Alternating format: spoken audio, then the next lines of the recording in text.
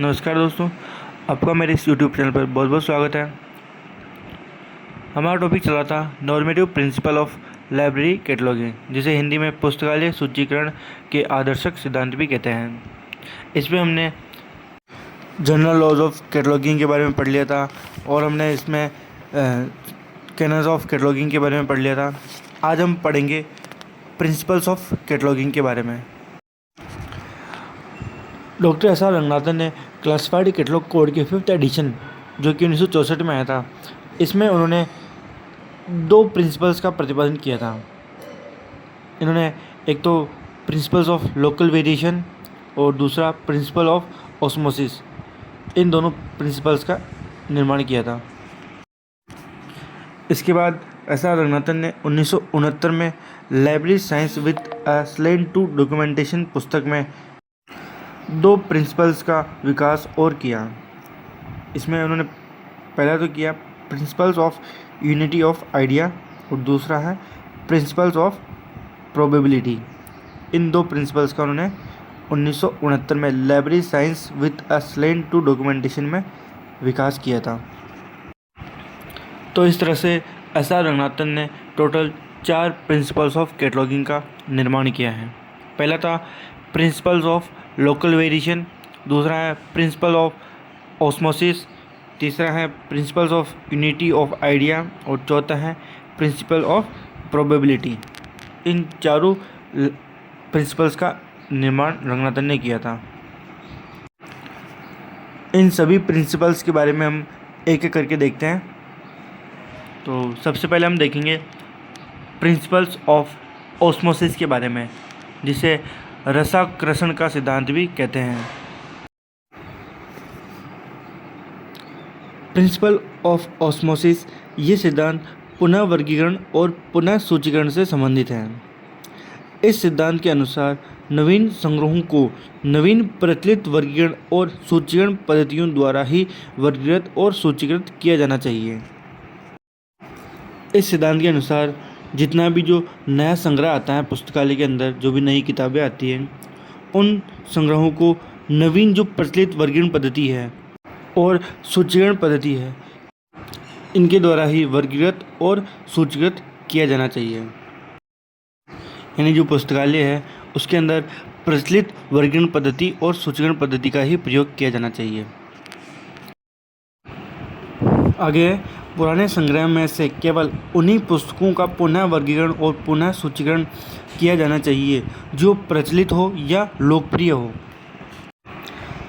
जब हम पुस्तकालय के अंदर जो पुराना संग्रह होता है पुस्तकों का, उसका जब पुनः वर्गीकरण यानी रीक्लासिफिकेशन और रीकैटलॉगिंग यानी पुनः सूचीकरण ये करते हैं, तो हमें उन्हीं पुस्तकों का पुनः सूचीकरण और पुनः वर्गीकरण करना चाहिए जो प्रचलित हो या फिर जिसका पाठक वर्तमान में प्रयोग कर रहा हो या फिर जिनकी पाठक को ज़रूरत हो।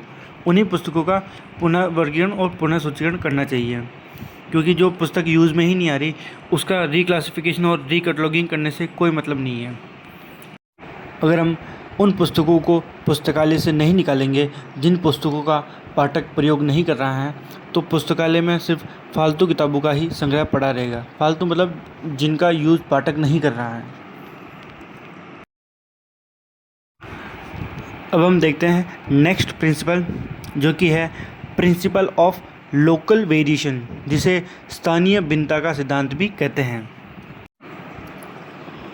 इस सिद्धांत के अनुसार सूची में स्थानीय कारकों की ओर ध्यान दिया जाना आवश्यक है, क्योंकि सूची का प्रयोग स्थानीय पाठकों द्वारा ही किया जाता है। इस सिद्धांत के अनुसार जब भी हम कैटलॉगिंग कार्य कर रहे हैं तो हमें उस स्थान का ध्यान रखना चाहिए जहाँ पर पुस्तकालय स्थित है।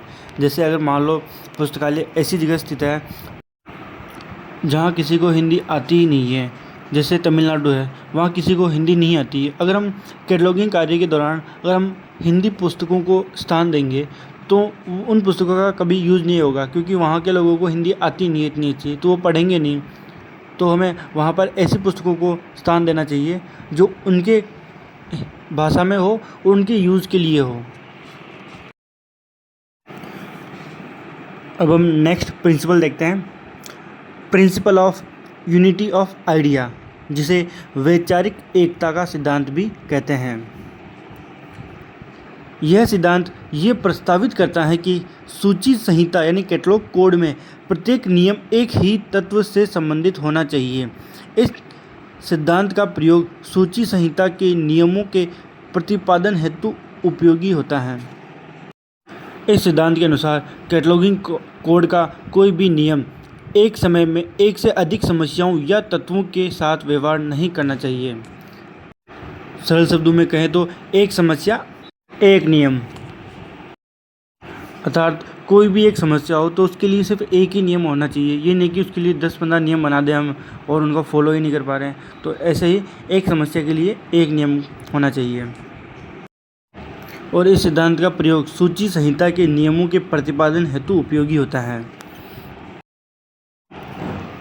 अब हम देखते हैं हमारा आखिरी प्रिंसिपल, जो कि है प्रिंसिपल ऑफ प्रोबेबिलिटी, जिसे संभाव्यता का सिद्धांत भी कहते हैं। इस सिद्धांत के अनुसार प्रविष्टि के अग्र अनुच्छेद यानी लीडिंग सेक्शन में अंकित किए जाने वाले शब्दों को जो प्राय लेखक के नाम से संबंधित होते हैं उन्हें दो भागों में बांटा जाना चाहिए। यानी जो लीडिंग सेक्शन है उसमें जो शब्द होते हैं वो लेखक के नाम से संबंधित होते हैं, उन्हें दो भागों में बांटा जाना चाहिए। यह सिद्धांत ये प्रतिपादित करता है कि एंट्री में विभिन्न समूहों में प्रचलित प्रविष्टि पद का प्रयोग करने से उनके खोज की संभावना बढ़ जाती है। इस सिद्धांत के अनुसार अगर हम एंट्री के अंदर उन शब्दों का प्रयोग करेंगे जो प्रचलित हैं तो हमारी जो पुस्तक है उसका भी खोज की संभावना बढ़ जाती है। तो हमने हमारे 4 प्रिंसिपल्स के बारे में पढ़ लिया है। तो अब हम एक बार इनके बारे में रिवाइज कर लेते हैं कि आज हमने क्या देखा। जो प्रिंसिपल्स ऑफ कैटलॉगिंग है इसका निर्माण डॉक्टर एस.आर. रंगनाथन ने किया था। ये इन्होंने 2 चरणों में किया था।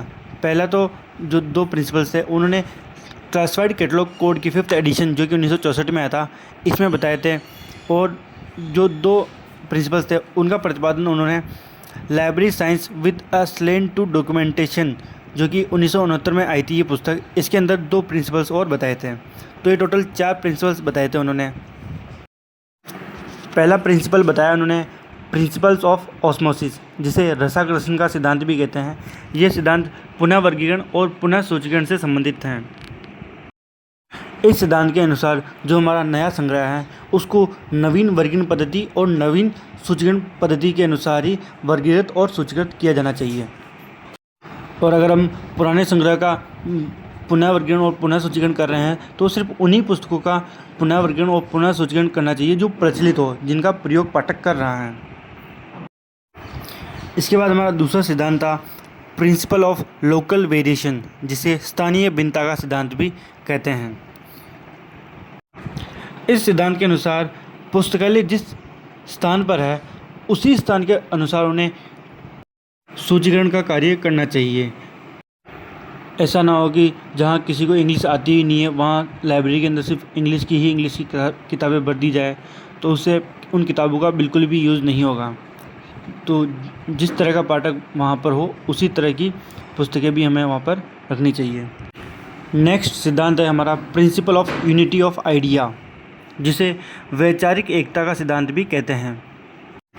इस सिद्धांत के अनुसार कैटलॉगिंग कोड में प्रत्येक नियम एक ही तत्व से संबंधित होना चाहिए।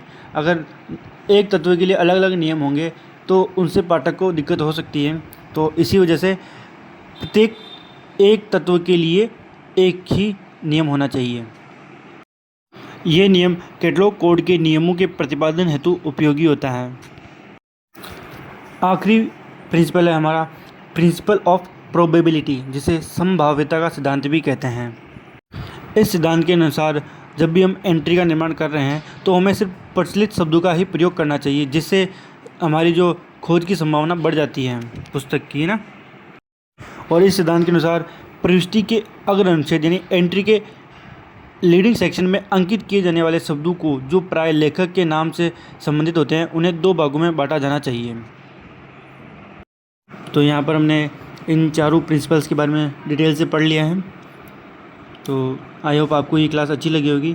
आप इस वीडियो को लाइक करना चैनल को सब्सक्राइब करना, और आप मुझे बता सकते हैं कि कमेंट में कि आपको ये वीडियो कैसी लगी, और चैनल को ज़रूर सब्सक्राइब करना और वीडियो को शेयर करना उन दोस्तों के साथ जो लाइब्रेरियन बनने का सपना देख रहे हों। तो मिलते हैं हम नेक्स्ट क्लास में नेक्स्ट टॉपिक के साथ। जब तक के लिए धन्यवाद।